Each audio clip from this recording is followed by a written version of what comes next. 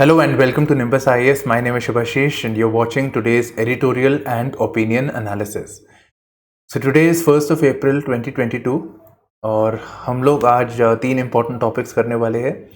One is the Assam Meghalaya border pact. ये important है, मैं बताता हूँ कैसे. GS3 में नॉर्थ ईस्ट के ऊपर क्वेश्चन आते हैं इंटरनल सिक्योरिटी में. तो नॉर्थ ईस्ट में क्या क्या चैलेंजेस है, and one of the challenge is, वैसे तो मोटा मोटा नॉर्थ ईस्ट के लिए ही आता है, पर क्या कभी कभी ऐसा भी हो जाता है कि डीपली किसी कंटेक्स्ट में पूछ लेता है. फॉर एग्जांपल जो स्टेट्स के बीच में डिस्प्यूट्स है, नागालैंड वाला कह रहा है कि मेरे को नागालैंड चाहिए, उससे फिर एडजॉइनिंग स्टेट्स में प्रॉब्लम आ जाती है. ठीक है, तो वो बोल रहे हैं हमें इसकी भी टेरिटरी चाहिए, इसकी भी चाहिए. लाइक वाइज मणिपुर वाले भी बोल रहे हैं, तो हर एक अपना अपना बोल रहे हैं. यहाँ पे सब असम के साथ जुड़े हुए हैं. तो ये असम मेघालय बॉर्डर पैक्ट अभी जो हो गया इनके बीच में, can this be a model pathway for future engagement and normalisation of ties between the states? तो ये क्वेश्चन हो सकता है. तो हमें पता होना चाहिए क्या क्या है and what needs to be done, एक टेम्पलेट की तरह. Next is an opportunity to repolish India Nepal pact. मैं इसको ब्रीफ में कराऊंगा बिकॉज ये ब्रीफ वाला ही है. ठीक है, इंडिया नेपाल पैक्ट के बारे में बात कर रहे हैं. उनके एक प्राइम मिनिस्टर आने वाले हैं, बहुत सारे आर्टिकल्स आएंगे subsequently. This is a new perspective. BIMSTEC का मतलब नया पर्सपेक्टिव नहीं है, बस बिम्स्टेक बार बार न्यूज़ में रह रहा था. इसमें एक चीज़ जो रहती थी कि मेंबर्स के बीच में जब तनाव हो जाता है तो क्या करना चाहिए, तो वो वाला एक डायमेंशन है कि बिम्स्टेक मेंबर्स के बीच में जो टेंशन्स है. Now let us look at the Assam Meghalaya border. और ये आर्टिकल खुद कह रहा है that the agreement to resolve 6 disputed points along Assam Meghalaya border is a model 1. चलो इसको देखते हैं. तो असम और मेघालय के चीफ मिनिस्टर्स मिले. ठीक है, उनके बीच में डिस्प्यूट था ओवर 6 एरियाज. ठीक है, ये क्लियर हो गया आपको. 6 डिस्प्यूट पॉइंट्स, उसके नाम भी दे रखे हैं यहाँ पे. हमने क्या करना है, हम लिख तो सकते नहीं इसको. ठीक है, तो 6 डिस्प्यूट पॉइंट्स थे, एरियाज थे जहाँ पे इनको टेंशन थी. तो ये दोनों आपस में नेगोशिएट कर रहे थे. मैं पॉइंटर्स लिख रहा हूँ, आप इसको एक आंसर की तरह भी सोच सकते हैं. So they were negotiating, they were talking, they were deliberating, they were consultations हो रही थी. Okay. Next thing that what we see is कि ये लोग पहले इन्होंने एक ड्राफ्ट रेजोल्यूशन निकाली कि जनवरी 29 में, जिन्होंने उन्होंने बोला कि हम ये चीज़ों पे सॉर्ट आउट करेंगे. And this was based on the give and take approach. ऐसा नहीं कि यार तुम्हारी प्रॉब्लम ये मेरे को चाहिए तो चाहिए, ऐसे नहीं कि तुम नहीं कर सकते. तो तुमको चाहिए, चलो तुम रख लो, पर हमको वो दे दो फिर. तो गिव एंड टेक अप्रोच. इससे क्या हुआ, there was always a scope for negotiations and deliberation. कोई अड़ जाए तो फिर काम नहीं हो सकता. तो गिव एंड टेक अप्रोच. तो इससे मुश्किल से मुश्किल सिचुएशन भी सॉल्व हो सकती है. और ऐसे करने से किसी भी स्टेट को कुछ खास नुकसान नहीं हुआ टेरिटरी का. दोनों को बराबर बराबर का फायदा हुआ. ठीक है, अब ये चीज़ हो गई. अब ये दूसरी टेंजेंट में घुस रहे हैं, तो हमने नहीं जाना यहाँ पे. फिर बोला देखो, जो लोग हमारे स्टेट में रह रहे हैं, कोई लोग होंगे ना जो असम में थे, वो मेघालय में चले गए होंगे टेरिटरी होने की वजह से. Like wise for others also. तो कहते हैं उन लोगों को people should have a choice. तो सबके बारे में एक तरह से सोचा जा रहा है कि अगर वो चाहते हैं कि दूसरे जगह जाना है तो जा सकते हैं, उनको हम अकोमोडेट कर देंगे. राइट, तो ये हो गया. पर ये तो बातें हुई, इसको ऑन ग्राउंड भी तो इम्प्लीमेंट करना पड़ेगा. तो उसको the agreement requires delineation and demarcation by survey of India. भाई तुमने बात तो करी, पर फिजिकली ग्राउंड पे जाके मार्क करना पड़ेगा. तो ये होगा सर्वे ऑफ इंडिया. और फिर स्टेट्स की बाउंड्री चेंज हो रही है, कोई ऐड हो रहा है, कुछ सब्ट्रैक्ट हो रहा है, तो उसके लिए पार्लियामेंट का लॉ पास होगा. Right, that can be only be done by an act of the parliament. So parliamentary approval is needed. So this can be a model approach. This can be a template जहाँ पे जो बाकी states है, जैसे कि जो असम से जुड़े हुए हैं और शायद जो आपस में भी उनके डिस्प्यूट्स हैं, वो सॉल्व हो सकते हैं, बॉर्डर डिस्प्यूट्स. और कभी कभी ये बहुत ख़राब हो सकते हैं, जैसे कि असम और मिज़ोरम में हुआ था कि दोनों के पुलिस वालों में अटैक हो गया था और 5 डेथ्स भी हुई वहाँ पे. पुलिस वाले एक दूसरे पे गोलियाँ चला रहे थे. राइट, तो ये कर सकते हैं. हम ये भी कर सकते हैं, कुछ सजेशंस यहाँ पे दे रहा है कि गुडविल और सेंटर का सहयोग हो. यहाँ पे सेंटर का सहयोग, I am definitely sure centre must have played a roll over here. तो सेंटर का सहयोग से, आशीर्वाद से सिचुएशन ठीक हो सके और काम किया जाए ऑन कॉन्फिडेंस बिल्डिंग मेजर्स। अगर दो पुलिस लड़ सकती है आपस में तो बोले तुम बंदूक नहीं लेके जाओगे, right? So confidence building measures, patrolling without arms of the state police, तो उस बेसिस पे हो। तो ये कुछ चीज़ें हैं जो ये काम कर सकती है। Now what I want you to do is, यही पॉइंट्स को असम मेघालय बॉर्डर का just prepare a note, then say these things were done and how can it can be a template. ठीक है, तो ये, और अगर आप ये भी बता दीजिए कि इन स्टेट्स के आपस में डिस्प्यूट्स है, फॉर एग्जांपल नागालैंड का, आपका नागालैंड वाला इशू बताया था मैंने आपको, right? Likewise Manipur has disputes with Assam, Meghalaya का आपने देख लिया यहाँ पे। हर एक का किसी ना किसी के साथ है और होता भी है।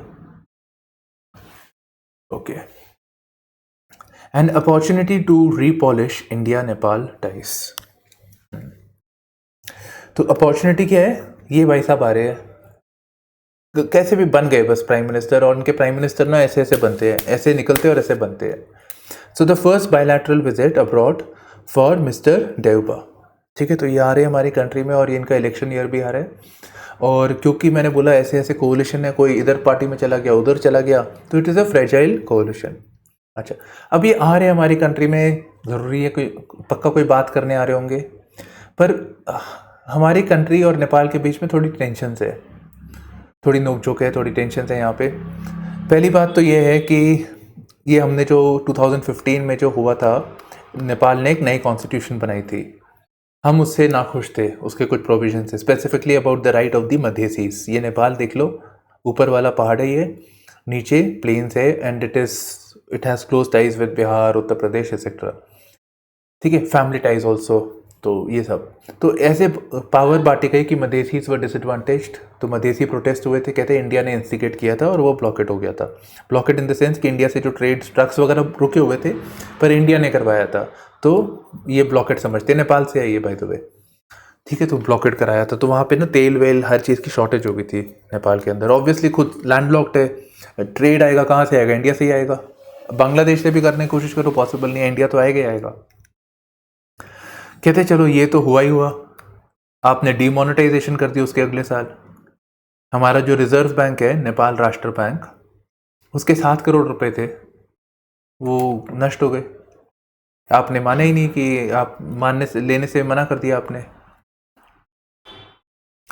फिर हम जो जियो पॉलिटिक्स में भी देखते हैं, तो नेपाल क्या करता है, वो चाइना से बोलता है हम चाइना के साथ चले जाएंगे अगर तुम हमें ठीक से नहीं रखोगे। तो पर यहाँ पे भी थोड़ा सा अजीब सा सिचुएशन है। ये एक नया पॉइंट थोड़ा सा है, यूएस का ना एक प्रोग्राम है जिसको बोलते हैं मिलेनियम चैलेंज कॉरपोरेशन एक्ट। क्या एक कंपनी से बना दी है, एक ट्रस्ट सा बना दिया है, वो पैसे देता है खूब सारे, तो कोई नेसेसिटीज़ के लिए, कोई इंफ्रा के लिए, कोई वर्क फॉर फूड के लिए, कुछ भी पॉवर्टी के लिए वो देते हैं यहाँ पे। पर उसका बेसिक फोकस ये होता है कि वो पैसे तो देते हैं for developmental works, for relief measures, पर फिर वो बोलते हैं कि देखो तुम्हें हम पैसे दे रहे हैं ना, तुम भी हमारे लिए कुछ करो ना, ध्यान से हमारा ध्यान रखो। पर और अगर नहीं करते तो बोलते हैं हम नहीं देंगे तुमको, फिर आदत पड़ जाती है, फिर बोलते हैं हम नहीं देंगे। तो वो it has the effect of undermining the sovereignty of Nepal. अच्छा, जब ये यूएस कर रही थी और ये फोर्स कर रही थी इन अ वे, तो उस टाइम पे चाइना ने प्रोटेस्ट करवा दिया यहाँ पे। ठीक है, सोशल मीडिया के थ्रू या कैसे भी करके प्रोटेस्ट करा दिया। तो चाइना ये कर रहा था और इंडिया भी से नाक थोड़ा सा अजीब सा था। India was silent when the protest was going on, और इंडिया ने बोला कि हम आपको कुछ ऑल्टरनेटिव रूट्स दे देंगे, शायद इसमें पावर ट्रांसमिशन का भी सिस्टम था। सो alternative systems for power transmission जो एमसीसी में था। तो कहते शायद इंडिया को ये भी पसंद नहीं था हमारा डिसीजन ऑफ, बाद में मान गए थे एमसीसी में ज्वाइन करने के लिए, तो शायद उनको पसंद नहीं था। So this is also one issue over here. ठीक है, तो ये बता रहे हैं, बाकी बता रहे हैं दैट इंडिया नेपाल में बहुत सारी नदियाँ बहती है, नदियाँ पहाड़ी है तो प्रेशर से बहती है, तो उससे आइडल इलेक्ट्रिसिटी बन सकती है। तो हम हमेशा पावर ट्रेड अग्रीमेंट्स नेपाल के साथ करते हैं, भूटान के साथ करते हैं। ठीक है, so we needs to be such that India can build trust in Nepal, ये ऐसी होनी चाहिए पावर ट्रस्ट अग्रीमेंट। अब नेपाल क्या कर सकता है बेसिकली, फिर इंडिया कुछ ट्रीटी साइन करा है, जैसे कि bilateral investment promotion and protection agreement, मतलब इंडिया इन्वेस्टमेंट करेगा नेपाल के अंदर, उसको प्रमोट करे, उसको प्रोटेक्ट करे। और वो होना भी चाहिए, ठीक है, तभी तो कोई कंट्री करेगा। तो इस केस में नेपाल को भी कुछ करना चाहिए जब इंडिया कुछ कर रहे हैं, तो कि कॉन्फिडेंस या ट्रस्ट बनाए रखे विद इंडिया। तो ये उनका पॉइंट ऑफ व्यू है यहाँ पे। नेक्स्ट आते हैं बिम्स्टेक के ऊपर। तो बहुत सारी चीज़ें मैं बता चुका हूँ बिम्स्टेक के बारे में, बेसिक डिटेल्स बार बार। बिम्स्टेक इज बेसिकली फिर से बे ऑफ बंगाल के साथ वाली countries. This is India, Bay of Bengal, Myanmar, Nepal भी आ गया, लैंडलॉक्ड पर है, और भूटान, ठीक है। तो बाय एंड लार्ज ये साउथ एशियन कंट्रीज है प्लस कुछ साउथ ईस्ट एशियन कंट्रीज, पर सार्क माइनस पाकिस्तान अफगानिस्तान, ठीक है, ये है। और सार्क में हमें प्रॉब्लम होती थी कि वो लोग कहते थे कि इंडिया है वो हेजेमोनिक पावर है, वो हमारे इंटरेस्ट को ख़राब कर देगा, पाकिस्तान और मज़े लेता था इस बात से, ठीक है। तो एक चीज़ ये थी, और इससे कभी हम कोऑपरेट नहीं कर पाए, कभी हमारा प्रोग्रेस नहीं हो पाया। तो इंडिया ने भी कहा चलो ठीक है, हम बिम्स्टेक पे फोकस कर लेते हैं, पाकिस्तान और अफगानिस्तान नहीं है ना, चलेगा हमको, right. So that's hard to do this. और अभी के लिए तो बिम्स्टेक में इतनी टेंशन है नहीं, बस हाँ एक टेंशन ज़रूर है अबाउट द रोहिंग्या इशू। तो रोहिंग्या क्राइसिस क्या है? There are Rohingyas in from Myanmar. Myanmar में रैनकिन प्रोविंस है, वहाँ पे उनका वेलफेयर नहीं, उनको मारा जा रहा है बेसिकली, उनको फिर वो रेफ्यूजीज बन के बांग्लादेश में सेटल हो रहे हैं। Ethnically speaking also they are Bangladeshis. तो बांग्लादेश की रिसोर्सेज पे प्रेशर पड़ रहा है, तो वो कह रहे हैं कि it is necessary to discipline Myanmar. आप बोल रहे हो कि बाकी कंट्रीज में भी तो बोलते हैं ना कि आप ह्यूमन राइट्स को वायलेट करो, तो इसको भी करो, and enforce that they do the rightful thing. और वो चाहते हैं कि अब ये रोहिंग्या जो सेटल हुए इसको वापस म्यांमार भेजो, ठीक है, हम कितना भार उठाएंगे, अपने भी सिटीजन है हमारे। तो कहते हैं ये नहीं चलेगा। तो there is a tension between, already there is a tension between Bangladesh and Myanmar over here. तो यहाँ पे इंडिया को क्या करना चाहिए? India must learn from the SAARC issue. तो सार्क में जो प्रॉब्लम्स थी about apprehensions of power imbalance, power imbalance India से ये मैप पे देखोगे साफ दिखता है, India is the predominant power over there, ठीक है, एक चीज़ तो ये है।